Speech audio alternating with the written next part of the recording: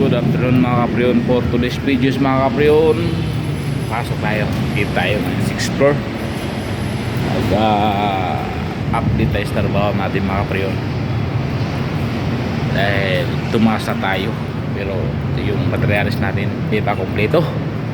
So dahil na kayo, lahat ng kaganapan dito sa aking project i-update ko kayo.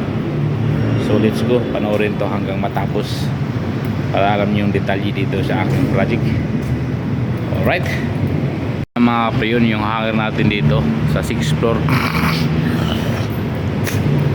Yan, yung hanger ng mga ceiling cassette natin. Hanggang ano na yan mga kapriyon, hanggang 2nd floor, tapos ground floor.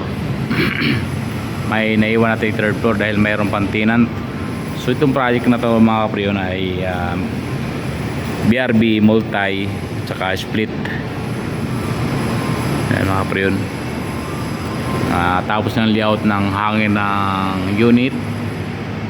Mayroon na rin abang ang ating copper pipe saka condensate drain. So butas na lang kulang yung mga kapriyon. Dahil yung hanger natin ay paubos na ng ating fault threaded. Bagong request na naman tayo. So mangyari ito mga kapriyon, nag-layout lang muna yung mga tao ko. Isang palapag na lang. Ang tira na pala 3, 8 city. Bali ang city mga kapriyon, wala pang binibigay na plano na update yung aking PIC. So dito muna kami magawa kung saan ay pwedeng maglayoutan. Pinalayoutan ko sa mga tao ko. Ay, mga kapriyon, may nintay din kaming delivery ngayon na mga materials. Sana mayroon ng ibang materials. So abang-abang kayo mga kaganapan sa mga kapriyon araw na to, dahil marami tayong activity kahit Sabado.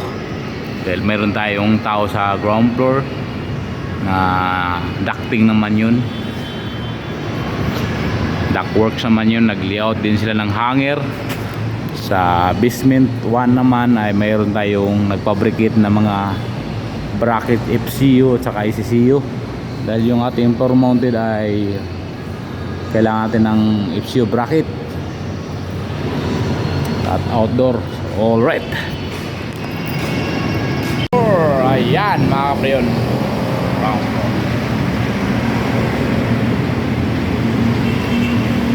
dahil magsampa tayo ng unit dito. Una pa lang ay ating hangiran. Ayan o, yung sample natin o.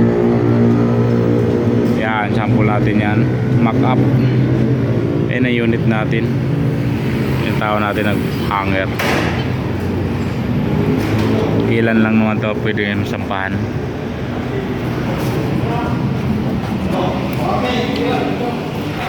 Ayan na mga kapriyon, umuwi na si George. Ayan, ito mga kapriyon, hindi natin ito malagyan ng unit kasi mayroong mga mababasag. Ayan, iwasan natin yan mga kapriyon. Mabilisan ang kalawan yan mga kapriyon, dalawa yung marina natin.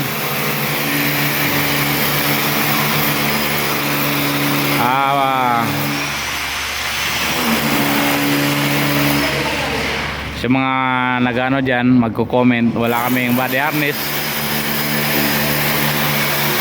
Nagre-request pa kami, hindi pa dumarating. So safety naman yung tao natin kasi naka-scaffolding naman yan sila. So yun ang mahirap mga kapriyon pag tumama sa bakal. Tagilid yung posisyon ng marina. Hinahanapan. Baliktaran. Nahirapan mga kapriyon.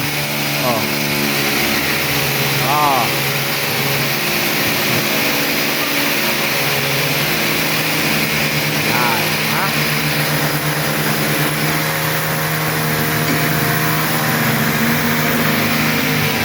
May bakal, George. Swertihan lang mga kapre pag tumama sa bakal. Bingo! Ano naman to, 2 patong scaffolding na yun. Mababa lang yan mga kapre. Ayan yung unit natin, oh. Ha? Hangir. May isa pa doon pala. Kunting-kunti na lang mga remote mga kapre, matapos na rin. At masampuan ng unit. Thank you for watching. Bye-bye! Update. Maraming salamat at happy Saturday everyone. Huwag mo kalimutan mag-like, share, comment. Thank you. Bye-bye.